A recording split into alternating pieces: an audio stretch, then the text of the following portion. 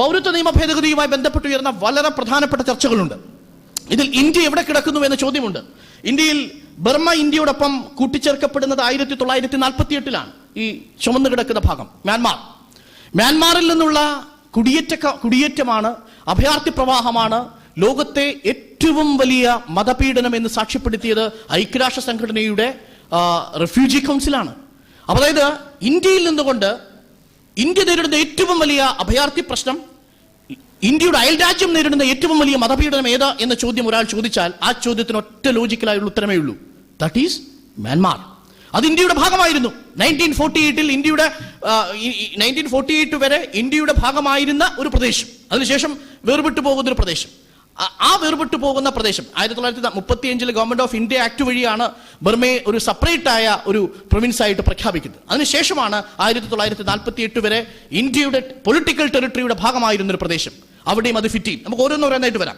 ഞാൻ പറഞ്ഞത് ഈ ഭൂപടം കാണുമ്പോൾ മനസ്സിലാവും ഇതിൽ എന്തുകൊണ്ടാണ് സെലക്റ്റീവായ 3 രാജ്യങ്ങൾ വന്നത് എന്ന ചോദ്യത്തിന് ഒരു റീസണബിൾ ആയ ഒരു ഉത്തരം നൽകാൻ സർക്കാരിന് കഴിയുമോ എന്നതാണ് നമ്മൾ ജനുവരി 22-ാം തീയതി കാത്തിരിക്കുന്നത്. എന്റെ ചില സംശയങ്ങൾ ഞാൻ പ്രകടിപ്പിക്കാം വരുന്ന ഭാഗങ്ങളിൽ. അതിനു മുമ്പ് എനിക്ക് ഒന്നുകൂടി ഈ പശ്ചാത്തലത്തിൽ ഞാൻ തിരിച്ചു പോകുന്നത് ഇന്ത്യൻ ഭരണഘടനയിൽ എങ്ങനെയാണ് ഈ മതേതരത്വ ആശയങ്ങളെ പ്രതിനിധാനം ചെയ്യുന്നവരും ഹിന്ദുത്വ ആശയങ്ങളെ പ്രതിനിധാനം ചെയ്യുന്നവരും തമ്മിലുണ്ടായ തർക്കം എങ്ങനെയാണ് വ്യത്യസ്ത വിഷയങ്ങളിൽ, പ്രത്യേകിച്ച് 2 വിഷയങ്ങളിൽ, ഒന്ന് മതേതരത്വത്തെക്കുറിച്ചും 2 പൗരത്വത്തെക്കുറിച്ചും എങ്ങനെയാണ് ഈ വ്യത്യസ്ത ധാരകൾ തമ്മിൽ ഏറ്റുമുട്ടിയത് ഭരണഘടനാ നിർമ്മാണ സഭയിൽ എന്നുള്ളതാണ്. കുറച്ച് സമയം നമുക്ക് അവിടെ പോയതിനു ശേഷം തിരികെ വരാം. കാരണം അടിസ്ഥാനമായി ഏതൊരു നിയമത്തെയും നിർവചിക്കുന്നത് ഭരണഘടനാ നിർമ്മാണ സഭയിലെ ഇത്തരം വ്യവഹാരങ്ങളാണ്. ഇതിൽ സെക്യുലറിസത്തെ കുറിച്ചുള്ള ഭാഗം ചർച്ച നടക്കുമ്പോൾ 1949 ഒക്ടോബർ മാസം 17-ാം തീയതി 2 പ്രധാനപ്പെട്ട ആശയങ്ങളാണ് വന്നത്. നമുക്ക് പ്രിയാമ്പിളിൽ ദൈവം എന്ന് ചേർക്കണം. ഇതായിരുന്നു പ്രധാനപ്പെട്ട വാദം. പ്രിയാമ്പിളിൽ ദൈവം എന്ന് ചേർക്കണം, അതിൽ തെറ്റില്ലല്ലോ എന്നുള്ള അഭിപ്രായക്കാരായിരുന്നു അന്ന് വലതുപക്ഷത്തുണ്ടായിരുന്ന സോഫ്റ്റ് ഹിന്ദു പ്രത്യയശാസ്ത്രം പിന്തുടരുന്നവർ. അതിൽ HV കമ്മത്ത് പറയുന്നു, let us begin the preamble in the name of God. നമുക്ക് പ്രിയാമ്പിൾ ദൈവത്തിന്റെ പേരിൽ തുടങ്ങിയാലോ എന്നാണ് HV കമ്മത്ത് ആവശ്യപ്പെട്ടത്. Then പണ്ഡിറ്റ് ഖുസ്രു പറഞ്ഞു, then we are showing a sectarian spirit. അങ്ങനെയാണെങ്കിൽ നിങ്ങൾ ചെയ്യാൻ പോകുന്നത് വിഭാഗീയമായ ഒരു ആശയത്തെ പിന്തുടരലായിരിക്കും. കാരണം ഇന്ത്യയിൽ ദൈവത്തിൽ വിശ്വസിക്കാത്ത വിഭാഗം കൂടിയുണ്ട് എന്ന തിരിച്ചറിവ് ഒരു വിഭാഗം ഭരണഘടനയിലെ നിർമ്മാണ സഭയിലെ ആളുകൾക്കുണ്ടായിരുന്നു. Pandit Malaviya, not anti secular to begin with, by the grace of the being lord of the universe. നമുക്ക് ആ പദപ്രയോഗം മാറ്റി മറ്റൊരു പദപ്രയോഗമാക്കിയാലോ? Not anti secular to begin with, നമുക്ക് അങ്ങനെ പറയണ്ട.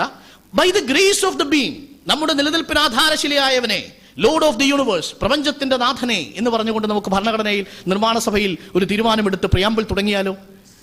പക്ഷേ രാജേന്ദ്ര പ്രസാദ് പറയുന്നു, against the spirit as there is provision for the affirmation along with oath. അത് രാജേന്ദ്ര പ്രസാദാണ്. രാജേന്ദ്ര പ്രസാദ് പിൽക്കാലത്ത് രാജേന്ദ്ര പ്രസാദ് രാഷ്ട്രീയ നിലപാടുകൾ നമുക്കറിയാം. പക്ഷേ രാജേന്ദ്ര പ്രസാദ് എന്ന് പറയുന്ന വളരെ ലീഗലായ ഒരു പോയിന്റ് ഉണ്ട്. അങ്ങനാണെങ്കിൽ ഇന്ത്യയിൽ നിങ്ങൾ സത്യപ്രതിജ്ഞാ ചടങ്ങ് എഴുതുമ്പോൾ നിങ്ങൾക്ക് അഫർമേഷൻ എന്ന് പറയുന്നത് ഉൾപ്പെടുത്താൻ കഴിയില്ല. ഓത്തും അഫർമേഷനും ഉണ്ട്. ഓത്ത് ദൈവനാമത്തിലുള്ളതും അഫർമേഷൻ ദൃഢപ്രതിജ്ഞയുമാണ്. ദൃഢപ്രതിജ്ഞ ഉൾപ്പെടുത്തണമെങ്കിൽ പ്രിയാമ്പിൾ ഇങ്ങനെ തുടങ്ങാൻ കഴിയില്ല എന്ന രാജേന്ദ്ര പ്രസാദിന്റെ വാലിഡായ ആർഗ്യുമെന്റ് ആണ്. പണ്ഡിറ്റ് മാളവി ഇരുന്നു, പണ്ഡിറ്റാണ് പക്ഷേ ഇരുന്നു. Saxena, even Irish constitution had it in the beginning of the preamble. പ്രിയാമ്പിളിൽ അയർലൻഡിൽ നിന്ന് നിങ്ങൾ ഒരുപാട് എടുത്തിട്ടില്ല. ഇന്ത്യയുടെ ആത്മാവിനെ നിങ്ങൾ കണ്ടെത്തിയിരിക്കുന്നത് അയർലൻഡിൽ നിന്നല്ലേ? സക്സേന ചോദിക്കുന്നു. ആ ഇന്ത്യയുടെ ആത്മാവിന്റെ, ഇന്ത്യൻ ഭരണഘടനയുടെ ആത്മാവായ ഡയറക്റ്റീവ് പ്രിൻസിപ്പിൾസ് കണ്ടെത്തിയിരിക്കുന്നത് അയർലൻഡിൽ നിന്നാണെങ്കിൽ ആ അയർലൻഡിന്റെ ഭരണഘടനയുടെ തുടക്കം നമുക്ക് എന്തുകൊണ്ട് എടുത്തുകൂടാ എന്ന് ചോദിക്കുന്നു. പൂർണിമ ബാനർജി പറയുന്നു, not to put us to the embarrassment of having to vote upon God. അങ്ങനെ വന്നാൽ ദൈവത്തിന്റെ പേരിൽ വോട്ടിടേണ്ടി വരുന്ന ഒരു സാഹചര്യം കോൺസ്റ്റിറ്റ്യൂവന്റ് അസംബ്ലിയിൽ ഉണ്ടാവും. അത് ഒഴിവാക്കി തരണം മാന്യ മെമ്പർ എന്നാണ് പറയുന്നത് പൂർണിമ ബാനർജി എന്ന് പറയുന്ന സ്ത്രീ. നോക്കൂ, ഒടുവിൽ കമ്മത്തിന്റെ ഈ അമെന്റ്മെന്റിനെ പരാജയപ്പെടുത്തുകയാണ്. 68-41. ഓർമ്മിക്കേണ്ടത് ആ നമ്പറാണ്. 41 പേർ ദൈവനാമത്തിൽ ഇന്ത്യൻ പ്രിയാമ്പിൾ തുടങ്ങാമെന്ന് അനുകൂലിച്ചിരുന്ന, ഭേദഗതി അനുകൂലിച്ചിരുന്നവരാണ് ഇന്ത്യൻ ഭരണഘടനാ നിർമ്മാണ സഭയിൽ ഉണ്ടായിരുന്നത് എന്നതുകൂടി നമ്മൾ ആലോചിക്കണം. അതിലൊട്ടും അത്ഭുതപ്പെടാനില്ല. കാരണം ഇന്ത്യയുടെ ഭരണഘടനാ നിർമ്മാണ സഭയിലേക്ക് തെരഞ്ഞെടുക്കപ്പെട്ടവരെല്ലാവരും ജനാധിപത്യ രീതിയിൽ തെരഞ്ഞെടുക്കപ്പെട്ടവരല്ല. അതിൽ പാർഷ്യൽ നോമിനേഷനും പാർഷ്യൽ ഇലക്ഷനുമായിരുന്നു. നോമിനേഷൻ എന്ന് പറഞ്ഞാൽ 545 പ്രിൻസിലി സ്റ്റേറ്റുകളിൽ നിന്നുള്ള പ്രതിനിധികൾ, തിരുവിതാംകൂറിൽ നിന്ന് പോയ 6-9 പേരടക്കം ഭരണഘടനാ നിർമ്മാണ സഭയിൽ 299 പേർ അവസാനം വിഭജനത്തിന് ശേഷം ഉണ്ടാകുമ്പോൾ അതിൽ 70-73 പേർ പ്രിൻസിലി സ്റ്റേറ്റുകളെ പ്രതിനിധീകരിച്ചു വരുന്നവരാണ്. നാട്ടുരാജ്യങ്ങളെ പ്രതിനിധീകരിച്ചു വരുന്നവൻ സോഷ്യലിസ്റ്റ് ആയിരിക്കുമെന്ന് സങ്കല്പിക്കണമെങ്കിൽ നമ്മുടെ തലച്ചോറിന് എന്തോ കുഴപ്പമുണ്ടാവണം. നാട്ടുരാജ്യങ്ങളെ പ്രതിനിധീകരിച്ചു വരുന്നവന് ഏതെങ്കിലും ദൈവവിശ്വാസമില്ലായ്മയുണ്ടെങ്കിലും നമുക്ക് എന്തോ കുഴപ്പമുണ്ട്. രാജാവിന്റെ ഭക്തനായിട്ടാണ്, രാജഭക്തായ ഒരാളാണ് ഭരണഘടനാ നിർമ്മാണ സഭയിലേക്ക് എത്തുന്നത്. അവരിൽപ്പെട്ടവരാണ് ഈ 41 പേർ എന്നത് മറന്നു പോകരുത്. പക്ഷേ മറുഭാഗത്ത് ജനാധിപത്യത്തിലൂടെ തെരഞ്ഞെടുക്കപ്പെട്ടു വന്നവരിൽ 68 പേരുണ്ടായിരുന്നു എന്നതാണ് ഭരണഘടനാ നിർമ്മാണ സഭയിൽ പ്രിയാമ്പിളിൽ ഇൻ ഗോഡ് എന്ന ആശയം നഷ്ടപ്പെട്ടു പോവുകയും വി ദ പീപ്പിൾ എന്ന ആശയം അമേരിക്കയിൽ നിന്ന് പ്രിയാമ്പിൾ കടമെടുക്കാനുള്ള പ്രധാനപ്പെട്ട കാര്യം. ഒടുവിൽ ഈ ഡിബേറ്റ് തുടരുന്നു. ഞാൻ ഡിബേറ്റ് വളരെ പെട്ടെന്ന് വിട്ടിട്ട് നമുക്ക് പൗരത്വത്തിലേക്ക് വരാം, സമയം അതിക്രമിക്കുന്നു എന്നുള്ളത് കൊണ്ട്. പൗരത്വത്തിലേക്ക് വരുമ്പോൾ ഒരു പദം കൂടി, ഒരു സങ്കല്പം കൂടി നിങ്ങൾ മനസ്സിലാക്കണം. 2 വാക്കുകളാണ്. യൂസാങ്ക്യുനസ് എന്ന് പറഞ്ഞാൽ ലോ ഓഫ് ബ്ലഡ്, ഡീസന്റ്, നമ്മളുടെ പിന്തുടർച്ച, അച്ഛൻ അമ്മ, രക്തം, ഈ നാട്ടിൽ ജനിച്ചു. ലോ ഓഫ് സോയിൽ, നാട്ടിൽ ജനിച്ചു എന്നുള്ളതാണ്. മറ്റേത് രക്തബന്ധം, ആരുടെ മക്കൾ, ഇത് നാടിന്റെ മക്കൾ, ഏത് നാട്ടിൽ ജനിച്ചു എന്നുള്ളതാണ് ലോ ഓഫ് സോയിൽ അഥവാ യൂസ് സോളിസ്. ഒരു പൗരത്വത്തെ നിശ്ചയിക്കുന്നതിന് ലോകത്ത് ഉപയോഗിക്കുന്ന പ്രധാനപ്പെട്ട പാരാമീറ്ററുകൾ ഇത് 2 ഇതിന്റെ വ്യത്യസ്ത അനുപാതമോ ആണ്. ഒന്നുകിൽ നിങ്ങൾ ആ രാജ്യത്ത് ജനിക്കുക, യു സോളിസ് പിന്തുടരുന്ന ഏറ്റവും പ്രധാനപ്പെട്ട രാജ്യമാണ് United States of America and Canada. അമേരിക്കയിൽ നിങ്ങൾ ജനിച്ചാൽ നിങ്ങൾ അമേരിക്കൻ പൗരനാണ്. സോ ലോ ഓഫ് ലാൻഡ്, ഏത് ലാൻഡിൽ ജനിച്ചോ അത്. പക്ഷെ കാനഡയിലും അത് തന്നെ. പക്ഷെ ഇന്ത്യയിൽ ഇപ്പോൾ അങ്ങനെയല്ല. ഒരു സ്റ്റാർ ഇട്ട് ഞാൻ പറഞ്ഞിട്ടുണ്ട്. 1986 പൗരത്വ നിയമ ഭേദഗതിയിൽ, 55 പൗരത്വ നിയമ ഭേദഗതിയിൽ ആദ്യ അമെന്റ്മെന്റ് വരുന്നത് വരെയും നമ്മൾ പിന്തുടർന്നു വന്നിരുന്നത് യു സോളിസ് കൂടിയാണ്. ഇന്ത്യയിൽ ഒരു പൗരൻ, ഇന്ത്യയിൽ ഒരാൾ ജനിച്ചാൽ അയാൾ വിദേശിയുടെ മകനാണെങ്കിൽ പോലും ഇന്ത്യയിൽ ഒരാൾ ജനിച്ചാൽ അയാൾ വോളണ്ടറി ആയിട്ട് ഇന്ത്യയിൽ പൗരത്വം ആവശ്യപ്പെട്ടാൽ അയാൾക്കത് കിട്ടും. 1986 വരെ, അല്ലെങ്കിൽ 86 വരെ യൂസ് സോളി എന്ന പ്രിൻസിപ്പിൾ. 1986 ഈ പ്രിൻസിപ്പിൾ റദ്ദു ചെയ്യുന്നത് കോൺഗ്രസ് സർക്കാരാണ്. 1986 the first amendment on citizenship act of 1955, 1955 നിയമത്തിൽ ആദ്യം വന്ന ഭേദഗതി പ്രകാരം അത് റദ്ദു ചെയ്യപ്പെടുന്നു. പിന്നീട് എന്തായി മാറി? യൂസ് ആൻഗുനസ് മാത്രമായോ? അല്ല, റെസ്ട്രിക്റ്റഡ് യൂസ് ആൻഗുനസും റെസ്ട്രിക്റ്റഡ് യൂസ് സോളിസും ഒരുമിച്ചാണ് പിന്നീട് ഉപയോഗിക്കുന്നത്. ഇതെന്താണെന്ന് ഞാൻ വിശദീകരിക്കാം. അല്പ സാങ്കേതിക പ്രശ്നമുള്ളതുകൊണ്ട് വളരെ എളുപ്പത്തിൽ വിശദീകരിക്കാം അടുത്ത ഭാഗത്ത്. ലോകത്തിന്റെ വിവിധ ഭാഗങ്ങളിലേക്ക് നമ്മൾ നോക്കിയാൽ ഈ 2 പ്രിൻസിപ്പിൾസും വർക്കൗട്ട് ചെയ്യുന്നതിൽ യൂസ് സോളി പ്രിൻസിപ്പിൾ വർക്ക് ചെയ്യുന്ന രാജ്യങ്ങളാണ് ഈ കടും നീല നിറത്തിൽ കാണുന്നത്. വളരെ കുറച്ച് രാജ്യങ്ങൾ മാത്രമേ ഇന്ന് യൂസ് സോളിസ് പിന്തുടരുന്നുള്ളൂ. നിങ്ങൾ രാജ്യത്ത് ജനിക്കുക, അതുകൊണ്ട് ആ രാജ്യത്തെ പൗരനാവുക. ഇന്ത്യയെ രേഖപ്പെടുത്തിയിരിക്കുന്നത് അത് പൂർണ്ണമായിട്ടും അബോളിഷ് ചെയ്യപ്പെട്ട, യൂസ് സോളിസ് അബോളിഷ് ചെയ്യപ്പെട്ട രാജ്യമാണ്. ഇളം നീലയിൽ കാണപ്പെടുന്നത്, കടും നീല നിറത്തിൽ കാണപ്പെടുന്നത്. ബാക്കി നിറമില്ലാത്ത എല്ലാ ഭാഗങ്ങളും പിന്തുടരുന്നത് വ്യത്യസ്ത തരത്തിലുള്ള ഇതിന്റെ കോമ്പിനേഷൻസ് ആണ്. യൂസ് ആൻഗുനസും യൂസ് സോളിയുമാണ് വ്യത്യസ്ത തലങ്ങളിലായിട്ട് കോമ്പിനേഷനുകളിലായിട്ട് വർക്കൗട്ട് ചെയ്യുന്നത്. പൗരത്വത്തെ അന്തർദേശീയ തലത്തിൽ നിശ്ചയിക്കപ്പെടുന്ന ഏറ്റവും പ്രധാനപ്പെട്ട ആശയം ഇത് തന്നെയാണ്. അങ്ങനെയാണെങ്കിൽ ഇത് നമ്മൾക്ക് ഇന്ത്യൻ കോണ്ടെക്സ്റ്റിലേക്ക് വന്നാൽ ഇന്ത്യയിൽ എന്ത് സ്വീകരിക്കണം? ഇന്ത്യയിൽ ഈ യു സോളിസ് വേണോ, യു സാൻഗുനസ് വേണോ എന്ന പ്രധാനപ്പെട്ട ചോദ്യം. ആ ചോദ്യം ഭരണഘടനാ നിർമ്മാണ സഭ എങ്ങനെ അഡ്രസ് ചെയ്തു എന്നത് കൂടി നമുക്കൊന്ന് നോക്കണം. ഇതിൽ ഏറ്റവും പ്രശസ്തനായ, ഏറ്റവും കൂടുതൽ സമയം ഇന്ത്യയിൽ ഏതെങ്കിലും ഒരു ആർട്ടിക്കിളിന് വേണ്ടി ചെലവഴിച്ചിട്ടുണ്ടെങ്കിൽ അത് ആർട്ടിക്കിൾ 21 വേണ്ടിയായിരുന്നു ഒരു ഘട്ടത്തിൽ. പിന്നീട് ആർട്ടിക്കിൾ 25 ആയിരുന്നു. അത് കഴിഞ്ഞ് ഏറ്റവും കൂടുതൽ സമയം റിലേറ്റീവ്ലി ചെലവഴിച്ചത് part 2 from article 5 to article 11. Indian ഭരണഘടനയിലെ 2ാം പാർട്ടിൽ ആർട്ടിക്കിൾ 5 മുതൽ ആർട്ടിക്കിൾ 11 വരെയുള്ള ആർട്ടിക്കിളുകളാണ് ഏറ്റവും കൂടുതൽ ചർച്ചയ്ക്ക് വിധേയമായത്. 3 ദിവസം ഡ്രാഫ്റ്റിംഗ് കമ്മിറ്റി വിഷയത്തിൽ പല തരത്തിലുള്ള ഭേദഗതികൾ പാസാക്കി ചർച്ച ചെയ്തു. 1949 ഓഗസ്റ്റ് 10, ഓഗസ്റ്റ് 11, ഓഗസ്റ്റ് 12 ഈ 3 ദിവസം. അതിലേറ്റവും ശ്രദ്ധേയനായ ഒരു താരമായിരുന്നു PC ദേശ്മുഖ്. PC ദേശ്മുഖിന്റെ വാദങ്ങൾ വളരെ പ്രസക്തമാണ്, ഈ കാലഘട്ടത്തിൽ വളരെ പ്രസക്തമാണ്. അതിൽ വളരെ പ്രധാനപ്പെട്ട അദ്ദേഹത്തിന്റെ ഒരു വിമർശനം, ഡോക്ടർ അംബേദ്കർ പറഞ്ഞത് ഈ ഭരണഘടനാ നിർമ്മാണ സഭ പൗരത്വത്തെ അടിസ്ഥാനമായി നിർവചിക്കാൻ ഉദ്ദേശിക്കുന്നില്ല, അതിനുള്ള അവകാശം പാർലമെന്റിന് വിട്ടുകൊടുക്കുന്നു എന്നാണ് ഡോക്ടർ BR അംബേദ്കർ പറഞ്ഞത്. പക്ഷേ അതിന്റെ ഭാഗമായി തുടർന്ന് വന്ന ചർച്ചകളിൽ ചിലതിൽ നീരസം പൂണ്ടിട്ട് PC ദേശ്മുഖ് എഴുന്നേറ്റ് പറയുകയാണ്, നിങ്ങൾ ചെയ്യാൻ പോകുന്നത് ഇന്ത്യൻ പൗരത്വം ഏറ്റവും വിലയില്ലാത്ത ഒന്നാക്കി മാറ്റാൻ പോകുന്നു, ആർക്കും എപ്പോഴും വന്നാൽ ലഭിക്കാവുന്ന ഒന്നാക്കി മാറ്റുന്നു ഇന്ത്യൻ പൗരത്വത്തെ എന്നാണ് PC ദേശ്മുഖ് പറഞ്ഞത്. Therefore I do not like citizenship to be made so cheap or so easily obtainable, because once you do it in this constitution it will be very difficult for you to go back on it. നിങ്ങൾ ഇപ്പോൾ അങ്ങനെ, അതായത് ഏതൊരു പൗരനും Indian മണ്ണിൽ ജനിച്ച് ഏതൊരു പൗരനും ഇന്ത്യക്കാരനാകാമെങ്കിൽ സ്വാഭാവികമായും നിങ്ങൾ ഇന്ത്യൻ പൗരത്വം വളരെ ചീപ്പായിട്ട് കണക്കാക്കപ്പെടും. മറ്റു ലോകരാഷ്ട്രങ്ങളെക്കാൾ ഏറ്റവും എളുപ്പം പൗരത്വം നേടാൻ കിട്ടാൻ രാജ്യമായിട്ട് മാറ്റപ്പെടും. പക്ഷെ അദ്ദേഹം പറഞ്ഞ അതിനേക്കാൾ വലിയ പ്രശസ്തമായ വാക്കുണ്ട്. If the Muslims want an exclusive place for themselves called Pakistan, why should not Hindus and Sikh have India as their home?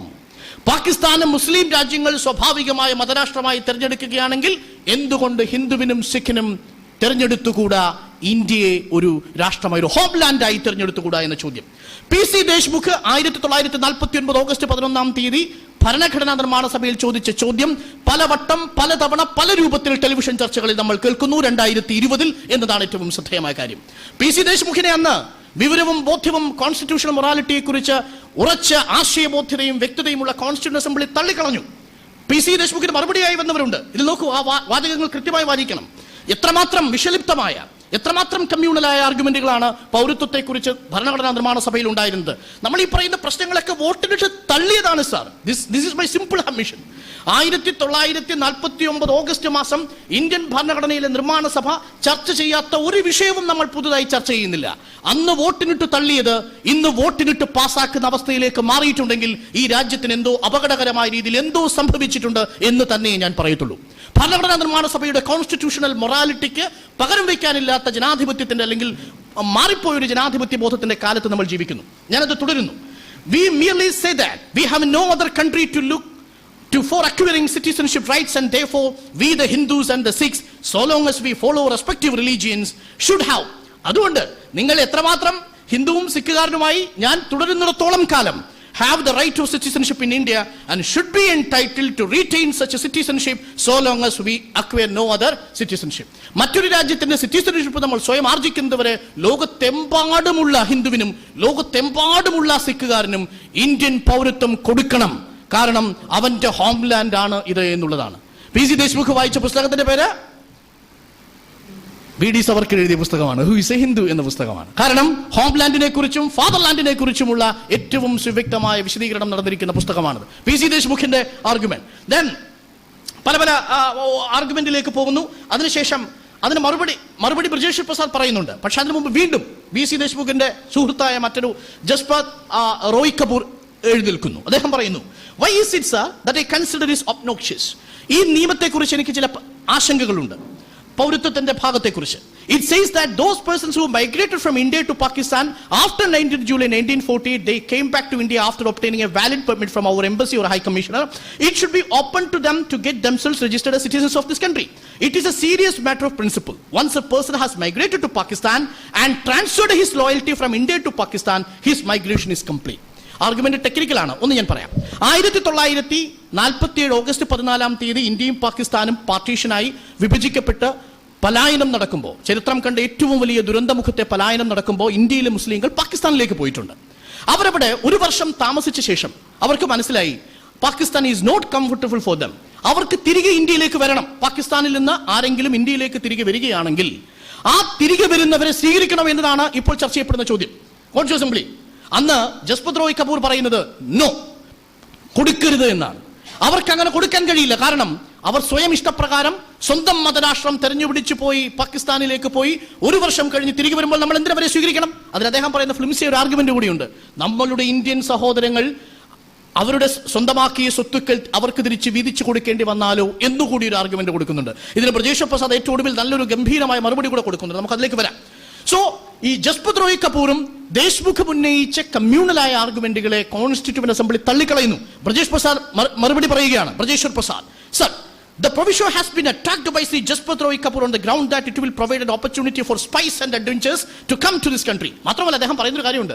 ഒരു വർഷത്തിന് ജസ്പത് റോയ് പറയുന്നു, പാകിസ്ഥാനിലേക്ക് പോയിട്ടുള്ളവർ പിന്നീട് തിരികെ വന്നാൽ അവർ ചതിയന്മാരും ഒറ്റുകാരന്മാരുമായിരിക്കും എന്നാണ് ജസ്പത് റോയ് പറയുന്നത്, പാകിസ്ഥാനിൽ നിന്ന് ഇന്ത്യയിലേക്ക് വരുന്നവർ. അതിനാണ് ബ്രജേശ്വർ പ്രസാദ് പറയുന്നത്, sir, Sri Jaspat Roy Kapoor on the ground that it will provide an opportunity for spies and adventurers to come to this country. But my view is that Muslims of this country are as loyal to the state as Hindus. പറയുന്നത് ആരാണ്? ബ്രജേശ്വർ പ്രസാദ്. ഒരു മഹല്ല് കമ്മിറ്റിയിലും അംഗമല്ലാത്ത ബ്രജേശ്വർ പ്രസാദ് പറയുന്നു, this Muslims R as loyal as Hindus to India. Debate നടക്കുന്നത് Indian പാർലമെന്റിൽ അല്ലെന്ന് ഓർമ്മിക്കണം. ഇന്ത്യയിൽ ആനന്ദ് ശർമ്മ എഴുന്നേറ്റ് ഇന്ത്യൻ മതേതരത്വത്തിന്റെ ആത്മാവിനേറ്റ മുറിവാണ് ഈ ബില്ലെന്ന് പറയുന്നുണ്ട്. ആദ്യത്തെ അമിത്ഷായ്ക്കുള്ള മറുപടി കൊടുത്തത് ഇന്ത്യൻ പാർലമെന്റിൽ ആനന്ദ് ശർമ്മയാണ്. പക്ഷേ അതിനേക്കാൾ തീവ്രമായ ചർച്ച ഇതേ വിഷയത്തിൽ നടന്നത് ഈ പറയുന്ന ശ്രീ ബ്രജേശ്വർ പ്രസാദിന്റെ ആർഗ്യുമെന്റ് ആണ്. അവർ they are as loyal as Hindus. On the other hand, I agree with the statement made by the Prime Minister at a different place that security of India today is menaced not by Muslims but by Hindus. ഇന്ത്യയുടെ സുരക്ഷയെ ഇന്ന് ഏറ്റവും കൂടുതൽ ഭീഷണിയിലാക്കിയിരിക്കുന്നത് നമ്മുടെ പ്രധാനമന്ത്രി ജവഹർലാൽ നെഹ്റു മറ്റെവിടെയോ പറഞ്ഞതുപോലെ മുസ്ലിങ്ങളല്ല, ഹിന്ദുക്കളാണ് എന്ന argument constituent അസംബ്ലിയിൽ ശ്രീ ബജേശ്വർ പ്രസാദ് ഈ ജസ്പത് റോയ് കപൂറിനും ദേശ്മുഖിനുമായിട്ട് മറുപടി കൊടുക്കുന്നുണ്ട്. ഹീറ്റഡ് ഡിബേറ്റ് ആണ്, ഞാൻ അതെല്ലാം വായിക്കാൻ നിൽക്കുന്നില്ല. വളരെ വലിയ ഹീറ്റഡ് ഡിബേറ്റ് നടക്കുന്നു. ശ്രീ ജസ്പത് റോയ് കപൂറും ബജേശ്വർ പ്രസാദും തമ്മിലുള്ള ഹീറ്റഡ് ഡിബേറ്റ്. അതിൽ ഒരു പ്രധാനപ്പെട്ട ആർഗ്യുമെന്റ് ആയിട്ട് അനന്തശയനം അയ്യങ്കാറൊക്കെ ചോദിക്കുന്നുണ്ട്, ഇയാളുടെ ആർഗ്യുമെന്റ് സഹികിട്ട് വരുന്ന സമയത്ത് വീണ്ടും വീണ്ടും ഇത്തരം ആർഗ്യുമെന്റുകൾ ഉന്നയിക്കുന്ന സമയത്ത് നിർത്താൻ ആവശ്യപ്പെടുന്നുണ്ട്. വളരെ നീണ്ട ഒരു സംഭവമാണ്. മഹബൂബ് അലി ബെയ്ഗ് സാഹിബ് പറയുന്നുണ്ട്, I know that it does not make any difference at all. The question of a person who migrates from Pakistan to India is a very touchy question. People have become excited over it and also sentimental and aggressive. It is all unnecessary for us. ഈ മഹബൂബ് അലി ബെയ്ഗ് പറയുന്നൊരു കാര്യമുണ്ട്, ഇതിങ്ങനെ ഈ ചർച്ചയ്ക്ക് വരാനുള്ള സാഹചര്യം തന്നെ എന്നെ വേദനിപ്പിക്കുന്നു. പക്ഷെ ഞാൻ മനസ്സിലാക്കുന്നു, വിഭജനത്തിന്റെ സമയമാണ്. നിങ്ങളിൽ പലർക്കും രാഷ്ട്രീയമായ നഷ്ടപ്പെടലുകൾ സംഭവിച്ചിട്ടുണ്ട്. ഈ ഭരണഘടനാ നിർമ്മാണ സഭയിൽ ഇരിക്കുന്നവർ കുറ്റവരെ നഷ്ടപ്പെട്ടിട്ടുണ്ട്. That I agree. പക്ഷെ don't take such a decision out of emotion. Out of emotion നിങ്ങളൊരു തീരുമാനം എടുക്കരുത് എന്നാണ് മഹബൂബ് അലി ബെയ്ഗ് സാഹിബ് വാൺ ചെയ്തത്. ഇതിൽ മഹാത്മാഗാന്ധിയുടെ കാര്യം ഒക്കെ പറയുന്നുണ്ട്. വളരെ I am very much surprise to hear that such persons who are coming back may be traitors. ഇതിനൊക്കെ അദ്ദേഹം വേദനയോടുകൂടി വിങ്ങിപ്പൊട്ടുന്ന മനസ്സോടുകൂടിയാണ് സാഹിബ് പറയുന്നത്. ഞങ്ങൾ പാകിസ്ഥാനിൽ പോയി മടങ്ങി വരുന്ന മുസ്ലിങ്ങൾ ഒറ്റുകാരായിരിക്കും, ട്രൈറ്റേഴ്സ് ആയിരിക്കും തുടങ്ങിയ ആർഗ്യുമെന്റിനൊന്നും ഒരു പ്രസക്തിയുമില്ല എന്ന തരത്തിലുള്ള ആർഗ്യുമെന്റുകൾ നിൽക്കുന്നു. ഏറ്റവും ഒടുവിൽ അതിനെ കൺക്ലൂഡ് ചെയ്തുകൊണ്ട് ജവഹർലാൽ നെഹ്റു പറയുന്നു, after July 1948, that is about a year ago, we put in some kind of inquiry and a magistrate who normally has prima facie evidence will register them. നിങ്ങൾ ഈ ചർച്ചയൊക്കെ ചെയ്തത് മനസ്സിലായി. എല്ലാ വികാരങ്ങളും കണക്കിലെടുത്തുകൊണ്ട് അദ്ദേഹം പറയുന്നു, ഒരു മജിസ്ട്രേറ്റ് പാകിസ്ഥാനിൽ നിന്ന് ഇന്ത്യയിലേക്ക് വരുന്ന മുസ്ലിങ്ങളുടെ രേഖകൾ പരിശോധിച്ച് അദ്ദേഹം ട്രൈറ്റർ ആണോ, അദ്ദേഹം യഥാർത്ഥത്തിൽ വില്ലിംഗ് ആയിട്ട് ഇന്ത്യയിലേക്ക് വരുന്നതാണോ എന്ന് തീരുമാനിക്കും. പക്ഷെ അതിൽ ഏറ്റവും ക്ലാസിക് സ്റ്റേറ്റ്മെന്റ് കിടക്കുന്നത് ഏറ്റവും ലാസ്റ്റ് സെന്റൻസിലാണ്. You cannot have rules for Hindus, for Muslims or for Christians only. It is absurd on the face of it. ഈ ആർഗ്യുമെന്റ് സമ്മപ്പ് ചെയ്തുകൊണ്ട് എല്ലാ അമെന്റ്മെന്റുകളും തള്ളിക്കളഞ്ഞുകൊണ്ട് ജവഹർലാൽ നെഹ്റു പറയുന്നതാണ്, നിങ്ങൾക്ക് ഇതൊക്കെ പറയാം, I agree with that, I agree with all your emotions. പക്ഷേ പ്രായോഗികമായി നിങ്ങൾക്ക് അങ്ങനെ രാജ്യസുരക്ഷ ഭീഷണിയിലാകുമെന്നൊരു ഭയമുണ്ടെങ്കിൽ അതും അഡ്രസ് ചെയ്യാം. ഒരു മജിസ്ട്രേറ്റ് ഏതെങ്കിലും തരത്തിൽ പാകിസ്ഥാൻ ഗവൺമെന്റിന്റെ ചാരനെ ഇന്ത്യയിലേക്ക് കടത്താതിരിക്കാൻ അയാൾ വഴിയിൽ നിന്നുകൊണ്ട് നിങ്ങൾ രേഖകൾ പരിശോധിച്ചോട്ടെ, അഗ്രി വിത്ത് ദാറ്റ്. പക്ഷേ ഒരു പൗരത്വത്തിന്റെ ഒരു ഭേദഗതി ഉണ്ടാക്കുമ്പോൾ, പൗരത്വത്തിന്റെ ഒരു ഭരണഘടനാ പ്രിൻസിപ്പിൾ ഉണ്ടാക്കുമ്പോൾ നിങ്ങൾക്കൊരിക്കലും ഒരു മതത്തിന്റെ പേര് ചേർക്കാൻ കഴിയില്ല എന്നാണ് ജവഹർലാൽ നെഹ്റു പറയുന്നത്. I consider this is the golden principle of Indian citizenship. Indian പൗരത്വത്തിന്റെ ഗോൾഡൻ പ്രിൻസിപ്പിൾ ആണ്. If you make a rule, you should not make it a sectarian, you cannot make it a communal എന്നുള്ള ആർഗ്യുമെന്റിലാണ് നിൽക്കുന്നത്. അല്ലാടി കൃഷ്ണസ്വാമി അയ്യർ അതിനുശേഷം പറയുന്നു, we are plighted to the principles of a secular state. ഒരു മതേതര രാജ്യത്തിന് വേണ്ടി ബാധ്യസ്ഥരായവരാണ് നമ്മൾ. We may make a distinction between people who have voluntarily and deliberately chosen another country as their home and choose who want to retain their connection with this country. But we cannot on any racial or religious or other grounds make a distinction between one kind of persons with another or one sect of persons and another sect of persons. ഒരു വിഭാഗം ആളുകളെയും മറ്റൊരു വിഭാഗം ആളുകളെയും നമുക്ക് വേർതിരിച്ച് കാണാൻ കഴിയില്ല എന്നുള്ളതാണ് അല്ലാടി കൃഷ്ണസ്വാമി അയ്യങ്കാർ ഒടുവിൽ പറയുന്ന ഏറ്റവും പ്രധാനപ്പെട്ട കാര്യം. എന്നിട്ടാണ് സഭയിൽ എല്ലാവരും കൂട്ടത്തോടെ കൈയടിച്ച സെന്റൻസ് വരുന്നത്. റയീദ് കപൂർ പറഞ്ഞല്ലോ, മുസ്ലിങ്ങൾ ഇന്ത്യയിലേക്ക് വന്നാൽ ഹിന്ദു സഹോദരങ്ങളുടെ സാമ്പത്തിക വ്യവസ്ഥയ്ക്ക് ഭീഷണി ഉണ്ടാവും എന്ന് പറഞ്ഞ ആർഗ്യുമെന്റിന്, we are not a nation of shopkeepers. കടയുടമകളുടെ രാജ്യമല്ല sir India. We cannot dethrone God and worship Mammon. Whatever the economic consequence may be, we want to stand on certain principles. രാജ്യത്തിന് സാമ്പത്തികമായി എത്ര പ്രത്യാഘാതങ്ങൾ ഉണ്ടാക്കിയാണെങ്കിലും നിങ്ങൾക്ക് ചിലപ്പോൾ ചില നിയമങ്ങൾക്കും ചില തത്വങ്ങൾക്കും പുറത്ത് നിങ്ങൾക്ക് നിൽക്കേണ്ടി വരും. It is only by strict adherence to certain moral principles that nation progress. ചില മോറൽ പ്രിൻസിപ്പിൾസ്, ധാർമ്മികമായിട്ടുള്ള ആശയങ്ങളുടെ അടിത്തറയിലാണ് സാർ ചില രാജ്യങ്ങൾ നിൽക്കുന്നത് എന്നാണ് ബ്രജേശ്വർ പ്രസാദ് പറയുന്നത്. I love this gentleman. What kind of argument he is put forwarding? Constitutional മൊറാലിറ്റിയുടെ, ഭരണഘടനാപരമായ ധാർമ്മികതയുടെ ആശയങ്ങൾ ഉൾച്ചേർന്ന ഒരു പ്രസംഗം അവസാനിപ്പിച്ചിട്ട് അദ്ദേഹം പറയുന്നതാണ്, ഈ രാജ്യം ബിസിനസ്സുകാരുടെയും ഷോപ്പ് കീപ്പേഴ്സിന്റെയും നാടല്ല, ഒരു ദൈവത്തിന്റെ നാടല്ല. ഇവിടെ നിങ്ങൾക്ക് വിഭജിക്കാനാവില്ല. ഏതുതരം സാമ്പത്തികമായിട്ടുള്ള അരക്ഷിതാവസ്ഥ വന്നാലും നമുക്ക് ചില ധാർമ്മികമായ വ്യവസ്ഥകളെയും ധാർമ്മികമായ മൂല്യങ്ങളെയും മുറുകെ പിടിക്കേണ്ടതുണ്ട്. In a single sentence I say, constituent assembly debate തള്ളിക്കളഞ്ഞ ആശയങ്ങളെ ഇന്ത്യൻ പാർലമെന്റ് സ്വീകരിച്ചിരിക്കുന്നു എന്നതാണ് എന്റെ ആദ്യത്തെ ആർഗ്യുമെന്റ്. അതിനുവേണ്ടിയാണ് ഞാൻ ഇത്രയും അധികം ഡിബേറ്റുകൾ പറഞ്ഞത്. So the gist is the same. ആരെയാണോ ഒഴിവാക്കാൻ ഉദ്ദേശിക്കുന്നത്, ആരെയാണോ ട്രൈറ്റർ എന്ന് വിശേഷിപ്പിച്ചത്, ആരെയാണോ എനിമി ഏലിയൻ എന്ന് വിശേഷിപ്പിച്ചത്, അവർക്ക് കൊടുത്തിരിക്കുന്ന ഒബ്ജക്ഷൻ ആണ് ഇപ്പോഴും അതേപടിയും ഒരു പുതിയ നിയമത്തിൽ ചരിത്രത്തിൽ ആദ്യമായി ഒരു നിയമമായി പാർലമെന്റിന്റെ ഭാഗമായി തീരുന്നത്.